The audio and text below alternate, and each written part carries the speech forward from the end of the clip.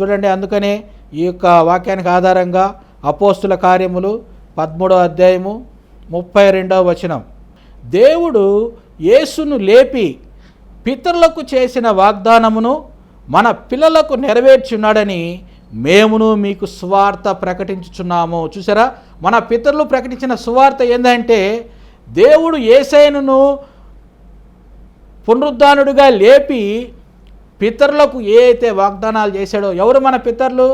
అబ్రహాము, ఇస్సాకు, యాకోబులు.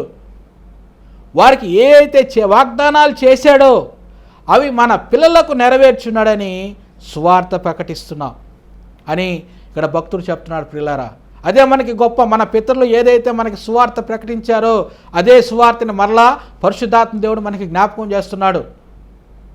యేసయ్యని దేవుడు లేపాడు. నువ్వు ఆరాధించే దేవుడు క్రీస్తు యేసు ద్వారా తండ్రి అయిన దేవునికి మనం సమీపస్తులున్నాము. అబ్రహాముకు అనుగ్రహించిన వాగ్దానము యేసుక్రీస్తు ద్వారా మనకు కూడా అనుగ్రహింపబడి ఉన్నది. మనం వారితో సహపౌరులమే. మనకి నిరీక్షణ ఉంది. యేసయ్య తిరిగి లేచాడు. అంతేకాదు, ఆయన తిరిగి లేచి మన పితరులకు చేసిన వాగ్దానాలు అన్నిటినీ మనకు అనుగ్రహించున్నాడు. ఇంకా నువ్వు నిరీక్షణ లేకుండా దిగులు పడుతూ భయపడుతూ, ఎవరు నన్ను ఆదరిస్తారు, నా బంధువులందరూ మోసం చేశారే, నా స్నేహితులు మోసం చేశారే, నా తోటి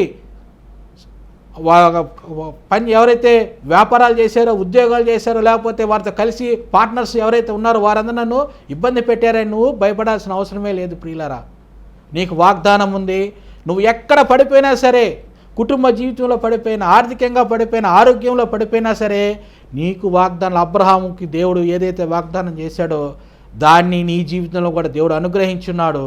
ఆ వాగ్దానాన్ని, ఆ నిబంధనను బట్టి నువ్వు తిరిగి లేచి నువ్వు అనేక మందికి ఆశీర్వాదకరముగా ఉండువు. ఇదే దేవుని చిత్తం. ఇదే క్రీస్తు యేసు ద్వారా మనకు అనుగ్రహింపబడినటువంటి వాగ్దానం, నిబంధన. అందుకని ఈ యొక్క సందేశం యొక్క ముఖ్య ఉద్దేశం ఏంటంటే మనము నిబంధన జనులమని గుర్తించాలి. మనకి వాగ్దానాలు, నిబంధనలు ఉన్నాయి. దేవునితో, ఇశ్రాయేలుతో కూడా మనం సహపౌరులమి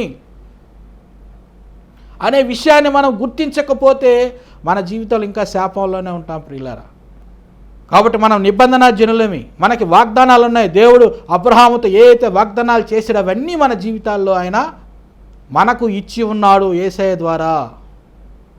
అందుకని యేసయ్య ద్వారా మనకు ఏ ఆశీర్వాదాలు దేవుడు అనుగ్రహించాడో వాటిని మనము గుర్తించకపోతే చాలా ప్రమాదకరమైనటువంటి జీవితాన్ని భూమి మీద మనం అనుభవిస్తాం. ఎప్పుడైతే వాటిని గుర్తిస్తామో, వాటిని మనము విశ్వాసం ద్వారా విశ్వసిస్తామో వాటన్నిటిని మనము స్వతంత్రించుకుంటాం. ప్రియులారా, చూడండి, ఇంకొక వచనాన్ని మనం జ్ఞాపకం చేసుకుందాం. అపోస్తుల కార్యములు 7వ అధ్యాయము 17వ వచనం, అయితే దేవుడు అబ్రహామునకు అనుగ్రహించిన వాగ్దాన కాలము సమీపించిన కొలది ప్రజలు ఐగుప్తులో విస్తారముగా వృద్ధి పొందిరి.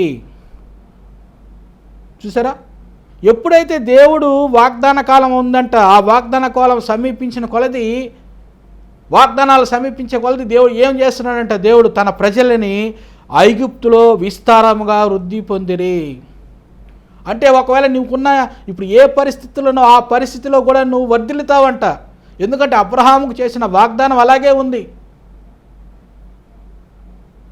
నువ్వు ఎంత సమస్యలు ఉన్నా సరే ఆ సమస్య అంతా కూడా నిన్ను గొప్పగా బయటికి తీసుకొచ్చేదానికనే అంట. గొప్ప మహిమతో నువ్వు బయటికి వస్తావంట. అప్పుల బాధలు ఇరుక్కొని పోయి ఉన్నావా, అయితే నువ్వు గొప్ప ఐశ్వర్యంతో బయటికి వస్తావంట. కుటుంబ సమస్యలతో వేదన చెందుతున్నావా, అనారోగ్యంతో అధికమైన సమస్యలు అనుభవిస్తున్నావా, అయితే నీకు ఒక శుభవార్త. అబ్రహాం ఆశీర్వాదంలో నువ్వు ఆ పరిస్థితుల నుండి గొప్ప మహిమతో బయటకు వస్తావు, గొప్ప ఐశ్వర్యంతో బయటకు వస్తావు, గొప్ప ఆరోగ్యంతో బయటకు వస్తావు, గొప్ప సమృద్ధితో బయటకు వస్తావు. వారు ఐగుప్తులో విస్తారముగా వృద్ధి పొందిరి. వారు ఐగుప్తు అంటే బానిసత్వంలో కూడా వారు ఆ సమస్యలో కూడాను, ఆ పరిస్థితులు, చెడ్డ పరిస్థితులు, ఆ గాఢంధకారమైన సమస్యలు అన్నింటిలో కూడా వారు విస్తారముగా వృద్ధి పొందిరని రాయబడింది. ప్రియులారా, చూడండి, ఇంకొక వచనాన్ని అదే అపోస్తుల కార్యంలో మనం జ్ఞాపకం చేసుకుందాం. 3వ అధ్యాయము 25వ వచనం, ఆ ప్రవక్తలకును దేవుడు అబ్రహాముతో నీ సంతానమందు భూలోక వంశములనియు ఆశీర్వదింపబడునని చెప్పి మీ పితరులతో చేసిన నిబంధనకును మీరు వారసులై ఉన్నారు. యేసు రక్తము చేత కడగబడిన ప్రతి ఒక్కరికి కూడా ఈ వాగ్దానము వారు కలిగి ఉన్నారు. నీ సంతానమందు, అబ్రహాము సంతానమందు భూలోక వంశములనియు ఆశీర్వదింపబడునని చెప్పి మీ పితరులతో చేసే నిబంధన అంటే ఇది. దేవుడు తన పరిశుద్ధత తోడని అబ్రహాం గారితో నిబంధన చేశాడు. This is the covenant is very powerful. నీ సంతానమందు భూలోక వంశాలన్నీ, మనం ఏ తెగకు చెందినటువంటి ఏ తక్కువ జాతికని లోకం పెట్టినటువంటి యొక్క కులాలు మతాల్లో ఎక్కడున్నా సరే, ఏ పరిస్థితిలో ఉన్నా సరే, ఎక్కడున్నా సరే, నువ్వు ఎక్కడ చితికిపోయిన ఉన్నా సరే, నువ్వైతే ఆశీర్వదించబడిన వాడిగా బైబిల్ మనకి తెలియజేస్తుంది. ఎందుకంటే అబ్రహాం ఆశీర్వదించబడ్డాడు. అతని మూలంగా అబ్రహాము ద్వారా భూలోక వంశాలన్నీ ఆశీర్వదించబడాలని చెప్పి దేవుడు ఎప్పుడో నిబంధన చేసేసాడు, వాగ్దానాన్ని చేశాడు ప్రియులారా. కాబట్టి మనము పడిపోయిన వారం కాదు, కానీ పైకి లేచి చక్కగా నిలబడ్డాం. మనల్ని ఎవరైతే చితికిచ్చారో, ఎవరైతే మనల్ని బాధ పెట్టారో, ఎవరైతే మన కిందకు పడేశారో వారు నేలన కూలి లేవలేకున్నారు. ఇది దేవుని వాక్యం చెప్పేది ప్రియులారా. కాబట్టి యేసుక్రీస్తు ద్వారా మనకి అబ్రహాము పొందిన ఆశీర్వచనము మనకి అనుగ్రహింపబడినది. అది మన మీద ఉన్నది. మనం ఆశీర్వదించబడిన వారము. ఇంకా నువ్వు ఆ దుఃఖంలో, ఆ లేమిలో, ఆ పరిస్థితుల్లో నువ్వు ఉండాల్సిన అవసరం లేదు. యేసుక్రీస్తు ద్వారా దేవుడు అనుగ్రహించినటువంటి ఈ స్వతంత్రాన్ని, వాగ్దానాన్ని, నిబంధనని నువ్వు స్వతంత్రించుకో అనేదే మనకి ఈరోజు సందేశం ప్రియులారా. నిబంధన ద్వారా నువ్వు ఆశీర్వాదాలకు అన్నిటికీ కనెక్ట్ అయ్యావు. యేసుక్రీస్తు ద్వారా నీకున్నటువంటి శాపం అయ్యాడంట. చూడండి, గలతీయులకు రాసిన పత్రిక 3వ అధ్యాయము 13వ వచనంలో, క్రీస్తు మన కోసము శాపమై మనలను ధర్మశాస్త్రము యొక్క శాపము నుండి విమోచించెను. ఏదైతే నీ మీద శాపంగా ఉందో, వాగ్దానాలు లేకపోతే ఆజ్ఞలను పాటించక, దేవుని మాటకు లోబడక జీవించినటువంటి నీ కాలము, నీ పితరుల కాలము, యేసుని ఎరగకుండా ఉండేటువంటి నీ కాలమంతా కూడాను దేవుడు ఆ శాపానంతా నీ మీద నుండి తీసివేశాడు. అందుకని ఇంకా నువ్వు యేసయ్యని నీ హృదయపూర్వకంగా ఆయన ప్రభువుగాను రక్షకుడిగాను, దేవుడు ఆయన నీ కొరకు వచ్చాడని, ఆయన నీ కొరకు సిలువలో ప్రాణం పెట్టాడని, ఆయన రక్తం కార్చాడని నీ హృదయమందు విశ్వసిస్తే నువ్వు రక్షింపబడుదువు, నువ్వు ఈ ఆశీర్వాదంలోకి పాలివాడిగా మారుదువు అని దేవుని వాక్యం బోధిస్తుంది ప్రియులారా. ఇది ఎప్పుడో మన పితరులు మన కొరకు చెప్పి పెట్టున్నారంట, రాసి పెట్టున్నారంట. కాబట్టి యేసుక్రీస్తు ద్వారా మనమందరం కూడాను, భూలోక వంశంలో ఉన్న ప్రతి ఒక్కరు కూడాను అబ్రహాం ఆశీర్వాదాన్ని పొందుకున్నారు. ఎవరైతే ప్రతిరోజు సంఘానికి వెళ్తున్నారో, లేకపోతే ప్రతి వారం వెళ్తున్నారో, దేవుని ఆరాధిస్తున్నారో, దేవుణ్ణి తమ ప్రభువుగాను రక్షకుడిగాను అంగీకరించున్నారో, ఎవరైతే హృదయంలో ప్రార్థన చేసుకుంటున్నారో, ఎవరైతే క్రైస్తవులుగా జీవిస్తున్నారో వారికి అందరికి కూడాను నువ్వు ఆశీర్వదించబడిన వాడివి. వారందరూ ఆశీర్వదించబడిన వారే. కాబట్టి మనమందరం కూడాను యేసుక్రీస్తు ద్వారా అబ్రహాము పొందిన ఆశీర్వచనానికి మనము వారసులమై ఉన్నాం ప్రియులారా. ఇదే మనకున్నటువంటి శుభవార్త. అదేవిధంగా ఇంకొక విషయాన్ని కూడా మనం జ్ఞాపకం చేసుకుందాం. కొరింథీయులకు రాసిన 2వ పత్రిక 8వ అధ్యాయము 9వ వచనం ప్రియులారా. చూసారా, మీరు మన ప్రభు అయిన యేసుక్రీస్తు కృపను ఎరుగుదురు కదా.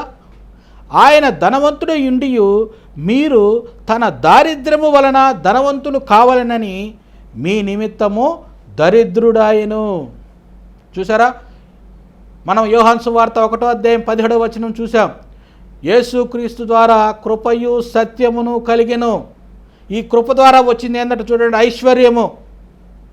మీరు మన ప్రభు అయిన యేసుక్రీస్తు కృపను ఎరుగుదురు కదా. ఆయన ధనవంతుడై ఉండి మీరు తన దారిద్ర్యం వలన ధనవంతులు. అంటే దేవుడు మనకి సిలువలో ఏం చేశాడంట, మనకున్న శాపానంతా తీసేసుకొని అబ్రహాం పొందిన ఆశీర్వచనాన్ని, లేదంటే మన పితరులకు దేవుడు వాగ్దానం చేసిన నిబంధనని, వాగ్దానాలని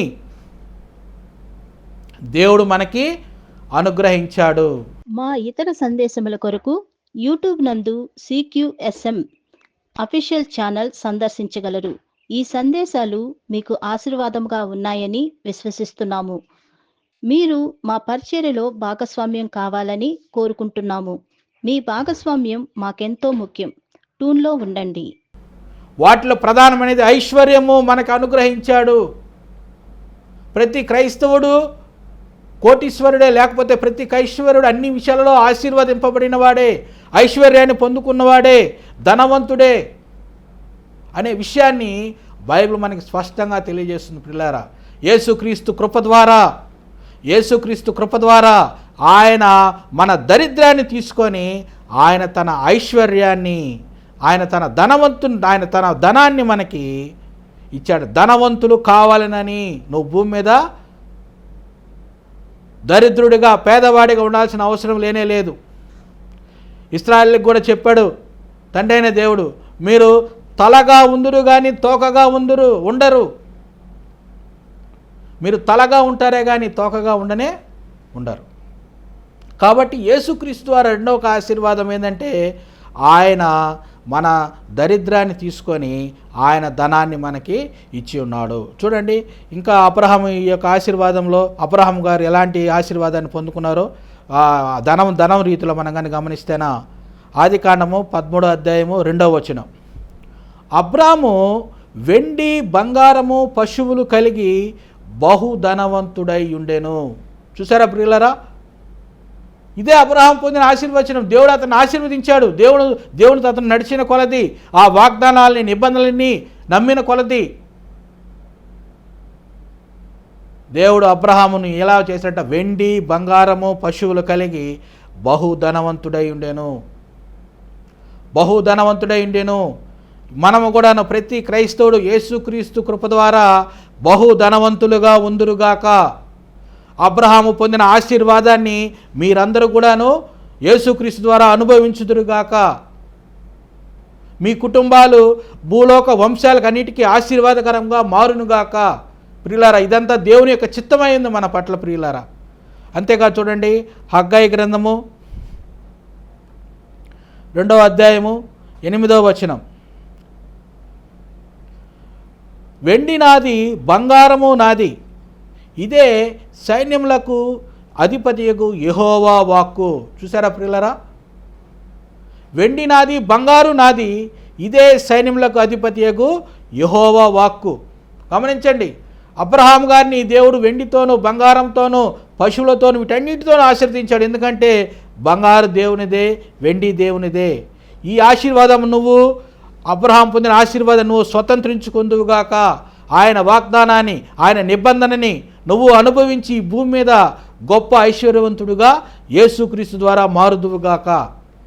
కాబట్టి ప్రియులారా చూడండి, ఈ విషయాలన్నీ మనకి దేవుడు అబ్రహామును ముందుగానే ఆశీర్వదించి దాన్ని మనకి కనెక్ట్ చేస్తున్నాడు అంతే. ఇదేం దేవుడు కొత్తగా మనకేం చేయటం లేదు, కానీ ముందుగానే అపవాది ఏ పనులైతే చేస్తుందో, ఏ విధంగా కుటుంబాలు నాశనం చేస్తుందో, ఏ విధంగా వ్యక్తిగత జీవితాలు నాశనం చేస్తుందో, ఏ విధంగా బంధువుల ద్వారా, స్నేహితుల ద్వారా, రక్త సంబంధికుల ద్వారా, చూసారా, నీ కొలీగ్స్ ద్వారా ఎటువంటి పరిస్థితుల్లో నిన్ను అపవాది తీసుకెళ్ళిపోయినా సరే, నీకు దేవుడిచ్చిన వాగ్దానము, నిబంధన నువ్వు కానీ జ్ఞాపకం చేసుకుంటే నువ్వు వెంటనే ఆశీర్వాదానికి వారసుడిగా మారిపోతావు. దేవుడు మనల్ని ఆశీర్వాదానికి వారసులుగానే పెట్టాడు, కానీ శాపానికి వారసులుగా మనల్ని పెట్టలేదు ప్రియులారా. ఇది గుర్తు చేసేదానికి దేవుడు మరలా మనకి జ్ఞాపకం చేస్తున్నాడు. మీరు మన ప్రభు అయిన యేసుక్రీస్తు కృపను ఎరుగుదురు కదా. ఆయన ఎరగని ఆ కృప ద్వారా ఆయన మన దరిద్రాన్ని తీసుకొని ఆయన తన ధనాన్ని మనకి ఇచ్చాడని చెప్పి వాక్యం మనకు బోధిస్తుంది ప్రియులారా. చూడండి, ఇంకో పాత నిబంధనలు కూడా ఇంకొక మాటను మనం జ్ఞాపకం చేసుకుందాం. ద్వితీయోపదేశకాండము 8వ అధ్యాయము 18వ వచనం ప్రియులారా, కాగా నీ దేవుడైన యెహోవాను జ్ఞాపకం చేసుకొనవలెను. చూసారా, రిమెంబర్ యువర్ గాడ్, నువ్వు నీ దేవుని జ్ఞాపకం చేసుకోమని. ఏలయనగా తాను నీ పితరులతో ప్రమాణము చేసినట్లు తన నిబంధనను నేటి వలె స్థాపింపవలెనని మీరు భాగ్యము సంపాదించుకొనుటకై మీకు సామర్థ్యము కలుగజేయువాడు ఆయనే. చూసారా ప్రియులారా, నువ్వు ఎటువంటి చదువు లేకపోవచ్చు, లేకపోతే నీ పితరులు ఆస్తిపరులు కాకపోవచ్చు, గమనించారా, నీకు ఎటువంటి ఆస్తిపాస్తులు లేకపోవచ్చు. అది ఏదైనా సరే నీకు యేసుక్రీస్తు ద్వారా వచ్చినటువంటి అబ్రహాం ఆశీర్వాదంలో ఉన్నటువంటి వాగ్దానాలు, నిబంధనలు నేను ఏం చేస్తాయంటే, నువ్వు భాగ్యము సంపాదించుకొనుటకై, ఈ నిబంధన ఏం చేస్తుందంట, నువ్వు ఐశ్వర్యాన్ని సంపాదించుకొనుటకై నీకు సామర్థ్యాన్ని ఇస్తుంది, నీకు తెలివితేటలను ఇస్తుంది, నీకు జ్ఞానాన్ని ఇస్తుంది. చూసారా ప్రియులారా, నీకు జ్ఞానాన్ని, సామర్థ్యాన్ని, ఎబిలిటీ, మంచి చదువుల్ని దేవుడు నీకు కలిగించేవాడుగా ఉన్నాడని చెప్పి దేవుడు మనకి తెలియజేస్తున్నాడు ప్రియులారా. దేవుడు మనకి అబ్రహాం గారితో చేసిన నిబంధనలో అన్నిటినీ, సకల సమృద్ధిని అనుగ్రహించున్నాడు. ఈ విషయాన్ని మనం మర్చిపోకూడదు. అదే నిబంధన, అదే వాగ్దానం, మన పితరులు పడినటువంటి వాగ్దానం. అందుకనే యేసుక్రీస్తు ద్వారా మనము దేవునిలో ఏమై ఉన్నామో అది మనం కానీ గుర్తించకపోతే మనము అన్యజనులుగానే జీవిస్తాం ప్రియులారా. అందుకని అన్యజనుల పోకళ్ళలోకి మనం వెళ్ళిపోతాం. అన్యజనుల్లాగా మనం ఏం చేస్తాం, డబ్బు సంపాదించేదానికి రకరకాల మార్గాలు ఎంచుకుంటాం. పెద్ద పెద్ద చదువులు చదవాలని, చదవడం మంచిదే. అయితే దేవుని యొక్క నిబంధనలతో కానీ నువ్వు కానీ చదివావంటే నిన్ను మించినటువంటి జ్ఞానవంతుడు ఎవరు లేరు. నిన్ను మించిన, నువ్వు ఆటలు ఆడినా సరే, పాటలు పాడినా సరే, వాక్యం బోధించినా సరే, వ్యాపారం చేసినా సరే, కుటుంబ స్త్రీగా ఉన్నా సరే, రాజకీయవేత్తగా ఉన్నా సరే, మ్యూజికల్ ఇన్స్ట్రుమెంట్ వాయించేవాడివైనా సరే, నువ్వు ఏ పనిలో చేస్తున్నా, వీడియో ఎడిటింగ్ చేసేవాడివైనా సరే, ఎవరివైనా సరే, నువ్వు ఏదైతే దేవునితో కలిసి నిబంధన ఉందని, వాగ్దానం ఉందని నువ్వు కానీ చేస్తావో నువ్వు చేసే పని చాలా డిఫరెంట్గా ఉంటుంది. నువ్వు అనేక మందికి ఆశీర్వాదకరంగా మారుతావు. నువ్వు భాగ్యము, దాంట్లో ఏ విధంగా భాగ్యాన్ని సంపాదించుకోవాలో దేవుడు ఆ సామర్థ్యాన్ని నీకు కలిగిస్తాడు ప్రియులారా. కాబట్టి మనకి వాగ్దానాలు ఉన్నాయి, నిబంధనలు ఉన్నాయి. దేవుడు మనకి సమీపంగా ఉన్నాడు, దేవుడు మనలోనే ఉన్నాడు, మనలోనే తన ఆత్మను మన దేవుడు మనకి పెట్టినాడు. అందుకనే మనం నిబంధనలో ఉన్నటువంటి ఆశీర్వాదాలను మనము గుర్తించాలి. యేసుక్రీస్తు ద్వారా దేవుడు అబ్రహాముకు అనుగ్రహించినటువంటి ఆశీర్వచనాన్ని మన మీద అనుగ్రహించను, మన మీద కూడా ఉంది.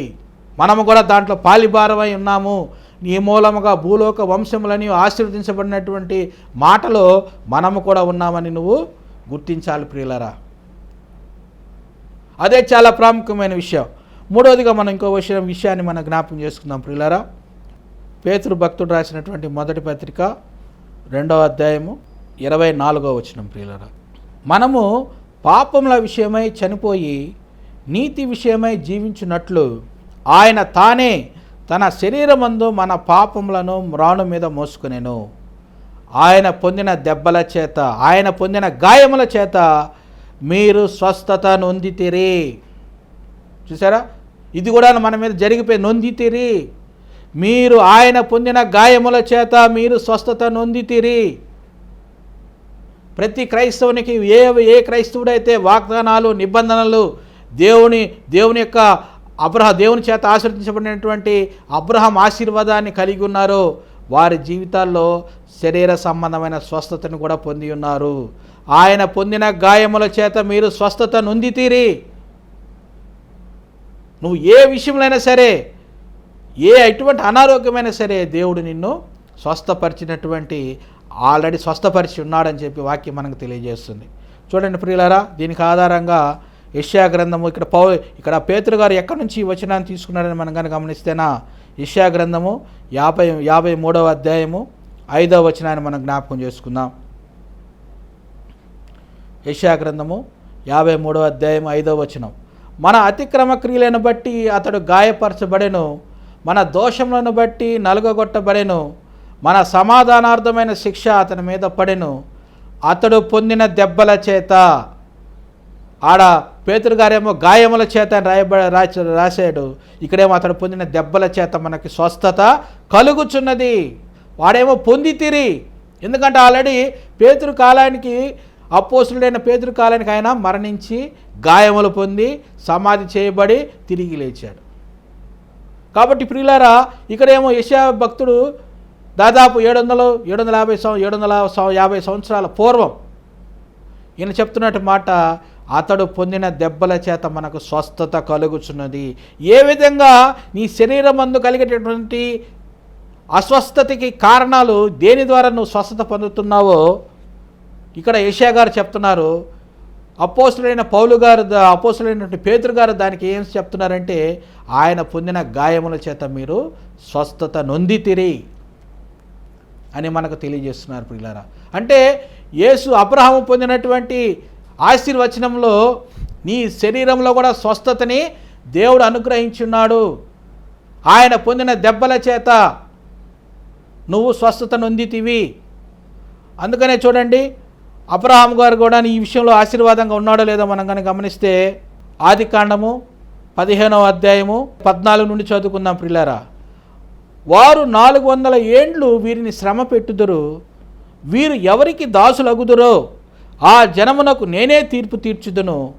తరువాత వారు మిక్కిలి ఆస్తితో బయలుదేరి వచ్చేదరు.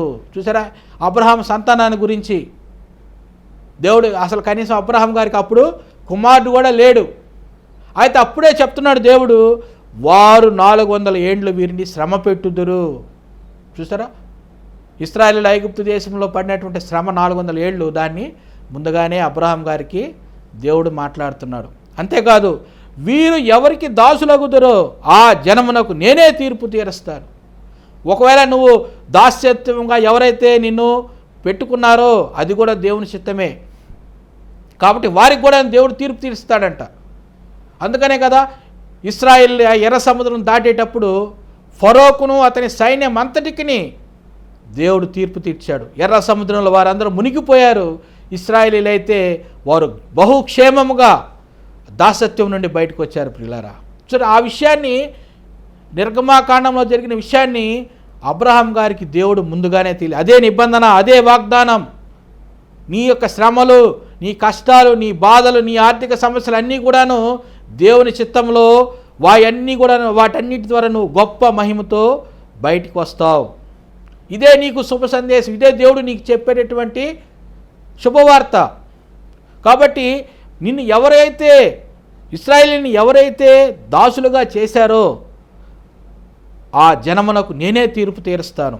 తరువాత వారు ఎలా వస్తారంట చూసండి. ఇక్కడ ఆస్తి లేకుండా దేవుడు మనల్ని భూమి మీద పెట్టలేదండి. ఎందుకంటే బంగారము మందే, వెండి మందే, ఈ భూలోకం అంతటినీ సృష్టించిన వాడు ఆయనే. భూమియు దాని సంపూర్ణతయు యెహోవావే అని మనకి వాక్యం తెలియజేస్తుంది. తరువాత వారు మిక్కిలి ఆస్తితో బయలుదేరి వచ్చేదరు. చూసారా, యేసుక్రీస్తు కృపను మీరు ఎరుగుదురు కదా. మీరు కూడాను ఇప్పుడు దరిద్రంలో ఉన్నారేమో, ఆయన కృప ద్వారా మీరు కూడాను అధిక ధనవంతులుగా బయటికి వచ్చుదురుగాక యేసుక్రీస్తు ద్వారా. చూడండి, తర్వాత మూడవదిగా అబ్రహాం పొందినటువంటి ఆశీర్వచనంలో శరీర సంబంధమైనటువంటి నీ శరీరానికి సంబంధించినటువంటి ఆశీర్వాదం. నీవు క్షేమముగా నీ పితరుల యొద్దకు పోయెదవు. అబ్రహాం గారికి దేవుడు ఇచ్చేటటువంటి ఆశీర్వాదం ఏంటి తెలుసా? నువ్వు అనారోగ్యంతో, లేకపోతే ఏదో ఒక యాక్సిడెంట్ ద్వారా, లేకపోతే ఏదో ఒకటువంటి భయంకరమైన వ్యాధితో అని ఏమి చెప్పడం లేదు పిల్లారా. మనకు అబ్రహాం ద్వారా వచ్చిన నిబంధనల్లో నీ శరీరం కూడా మంచి ఆరోగ్యం కలిగి ఉండడం కూడా దేవుని యొక్క చిత్తమైంది. నీవు క్షేమముగా నీ పితరుల యొద్దకు పోయేదవు, మంచి వృద్ధాప్యమందు పాతి పెట్టబడదువు. చూసారా, 2 ఆశీర్వాదాలు. అంటే శరీరంలో ఏమీ రోగం లేకుండా అప్పుడే అబ్రహాం గారు ఏం పొందాడు? ఆశీర్వాదం పొందాడు. అబ్రహాము ఆశీర్వాదంలో మంచి ఆయుష్ ఉంది, మంచి క్షేమం ఉంది, మంచి వృద్ధాప్యం ఉంది. మంచి వృద్ధాప్యమందు కొంతమందికి డబ్బులు ఉంటాయి కానీ వారికి ఏముండదు? ఆరోగ్యం ఉండదు. కొంతమందికి ఆరోగ్యం ఉంటుంది, తినేదానికి ఆహారం ఉండదు. గమనించారా? కొంతమందికి మాత్రలకు మందులు తెచ్చుకునే దానికి కూడా లేని పరిస్థితి, కొంతమందికి అన్నీ ఉంటాయి ఏమి తినలేని పరిస్థితి. కాబట్టి ప్రియులారా, ఇవన్నీ కాదండి, 2 కలిపి బ్యాలెన్స్గా దేవుడు నిబంధనలో పెట్టి ఉన్నాడు. దేవునికి సమస్తము ఎరిగిన దేవుడు నీకు మంచి క్షేమాన్ని ఇస్తాడు, మంచి వృద్ధాప్యాన్ని ఇచ్చేదానికి శక్తిమంతుడై ఉన్నాడు. అది అబ్రహాం పొందిన ఆ ఆశీర్వాదాన్ని దేవుడు క్రీస్తు యేసు ద్వారా యేసయ్య పొందిన దెబ్బల చేత, యేసయ్య పొందిన గాయముల చేత మనల్ని, మన శరీరాలను కూడా ఆయన స్వస్థపరిచున్నాడు. కాబట్టి ప్రియులారా, యేసు క్రీస్తు ద్వారా మనకు వచ్చినటువంటి అబ్రహాం ఆశీర్వాదంలో మనకి అన్ని క్షేమాలు కలిగి ఉన్నాం, అన్ని క్షేమాలు కలిగి ఉన్నాం. చూడండి, ఫస్ట్ మనం చదువుకున్నట్టుగా ఎఫెసీయులకు రాసిన పత్రిక 2వ అధ్యాయము 12వ వచనాన్ని ఇంకోసారి జ్ఞాపకం చేసుకొని, ఆ కాలమందు ఇశ్రాయేలుతో సహపౌరులు కాక పరదేశులుగా, వాగ్దాన నిబంధన లేని పరజనులుగా, నిరీక్షణ లేనివారుగా, లోకమందు దేవుడు లేనివారునై ఉండి క్రీస్తుకు దూరస్తులుగా ఉన్నటువంటి మనకి యేసుక్రీస్తు ద్వారా, ఆయన అంగీకరించడం ద్వారా మనకి వాటన్నిటిని కూడా దేవుడు అనుగ్రహించున్నాడు. అందుకనే కొంతమంది ఇశ్రాయేలుకి మనకి ఎటువంటి సంబంధం లేదు అంటారు. కాదండి, యేసుక్రీస్తు ద్వారా మనకి వారితో సమానమైనటువంటి వారసత్వాన్ని దేవుడు ఇచ్చున్నాడు. కాబట్టి మనం దేని గురించి భయపడాల్సిన అవసరం లేదు. భూమి మీద మనకి వాగ్దానాలు ఉన్నాయి, నిబంధనలు ఉన్నాయి, మన సొంత దేవుడు ఉన్నాడు. ఆయనే మన కొరకు సమస్తాన్ని చేశాడు. ఆయన మన శాపానంతటిని తీసివేసి మనకు ఆశీర్వాదం ఇచ్చాడు. ఆయన మన దరిద్రతను అంతా తీసుకొని మనకి ధనవంతులను ఇచ్చాడు, ఐశ్వర్యాన్ని ఇచ్చాడు. అంతేకాదు, ఆయన మన అనారోగ్యాన్ని అంతా తీసుకొని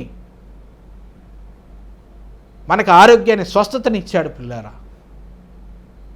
కాబట్టి ఇటువంటి నిబంధన ఆశీర్వాదాలలో మీరును మీ కుటుంబాలను సమృద్ధిగా ఎదుగుదురుగాక, సమృద్ధిగా ఈ యొక్క సమృద్ధి ఆశీర్వాదాన్ని అనుభవించుదురుగాక క్రీస్తు యేసు ద్వారా. దేవుడు మిమ్మలను, మీ బిడ్డలను, మీ కుటుంబాలను ఆశీర్వదించి దీవించి ఆయన మహిమ కొరకు మిమ్మల్ని వాడుకొనును గాక. షాలోమ్. ప్రార్థన. పరలోకమందున్న మా తండ్రి, నీ ఘనమైన నామానికి స్తుతులు స్తోత్రాలు ప్రభువా. నజరేయుడైన యేసుక్రీస్తు నామంలో మిమ్మల్ని స్తుతిస్తున్నాం, గణపరుస్తున్నాం. అయా, నీ కుమారుని ద్వారా ప్రభువా మాకు అబ్రహాం ఆశీర్వాదాన్ని అనుగ్రహించినందుకే మిమ్మల్ని స్తుతిస్తున్నాం. అబ్రహాం ఆశీర్వాదానికి వారసులుగా మమ్మల్ని మార్చినందుకే నీకు స్తోత్రాలు. నీ కుమారుని మా కొరకు శాపంగా చేసిన ఆయన మాకు అబ్రహాం పొందిన ఆశీర్వచనాన్ని ఇచ్చావు ప్రభా, అందుకే నీకు స్తోత్రాలు. మేము మునుపునైనా దూరస్తులముగాను పరజనులముగాను ప్రభ, వాగ్దానం నిబంధన లేని వారముగా ప్రభ, దేవుడు లేని వారినే ఉన్నటువంటి మమ్మల్ని నాయన అయా యేసుక్రీస్తు ద్వారా మమ్మల్ని సమీపస్తులుగా మార్చినందుకే మీకు స్తోత్రాలు చెల్లిస్తున్నాం ప్రభా. యేసుక్రీస్తు ద్వారా నాయన మాకు ఇచ్చేసినటువంటి ప్రతి ఆశీర్వాదాన్ని మేము భూమి మీద అనుభవించడానికి కావాల్సిన జ్ఞానాన్ని, కృపని అనుగ్రహించమని వేడుకుంటున్నాం తండ్రి. నీకు స్తోత్రాలు చెల్లిస్తున్నాం ప్రభా. అదేవిధంగా అనేకులు నాయన ఈ ప్రోగ్రాం చూస్తున్నటువంటి వారు ప్రభా, అనేకులు నాయన దరిద్రంలో ఉంటున్నారు నాయన, వారిని మీరు ఐశ్వర్యవంతులుగా మార్చారని యేసుక్రీస్తు ద్వారా అయ్యా మా యొక్క దరిద్రాన్ని తీసుకొని మమ్మల్ని ఐశ్వర్యవంతులుగా మార్చారని ప్రభా తెలుసుకున్నట్టుకు కావాల్సిన జ్ఞానాన్ని అనుగ్రహించండి. ఎవరెవరికైతే ఈ సందేశం అవసరంగా ఉందో ప్రభా, వారికి అందరికీ చేరులాగానే సహాయం చేయండి. అంతేకాదు నాయన, నువ్వు మాకు స్వస్థతని ఇచ్చావని, నువ్వు పొందిన దెబ్బల చేత మాకు స్వస్థతను అనుగ్రహించావని ప్రభా, మేము విశ్వాసంతో తండ్రి మాకు అనుగ్రహింపబడినటువంటి స్వస్థతని మేము పొందుకున్నట్లుగా అయ్యా మాకందరికీ నాయన విశ్వాసాన్ని దయచేయమని వేడుకుంటున్నాం. అదేవిధంగా ప్రభువా, ఎవరెవరైతే నైనా ఎగ్జామ్స్ రాస్తున్నారో వారి బిడ్డలందరినీ మీరు దీవించండి, ఆశీర్వదించండి, వారికి కావాల్సిన జ్ఞానాన్ని అనుగ్రహించండి ప్రభా తండ్రి. వారు మంచి ప్రభా ఉత్తీర్ణతతోనైనా నీ నామాన్ని మహింపరిచేవారుగా, వారందరూ అబ్రహాం ఆశీర్వాదాన్ని పొందినైనా ఈ భూమి మీద నేను గొప్పవాడిగా చేసేవాడిగా ప్రభా, నీ బిడ్డలుగా జీవించేవారుగా వారందరినీ మార్చమని వేడుకుంటున్నాం తండ్రి. నువ్వు మా కొరకు యేసయ్యను పంపించినందుకే మీకే స్తుతులు స్తోత్రాలు చెల్లిస్తూ నీ నామానికే మహిమ ఘనత ప్రభావాలు ఆరోపిస్తూ నజరేయుడైన యేసుక్రీస్తు నామంలోనే ప్రార్థించి వేడుకొంచున్నాము తండ్రి, ఆమేన్. మీ యొక్క ప్రార్థన అవసరతల కొరకు సంప్రదించవలసిన మా నెంబర్లు 8333825159 మరియు 9866699588.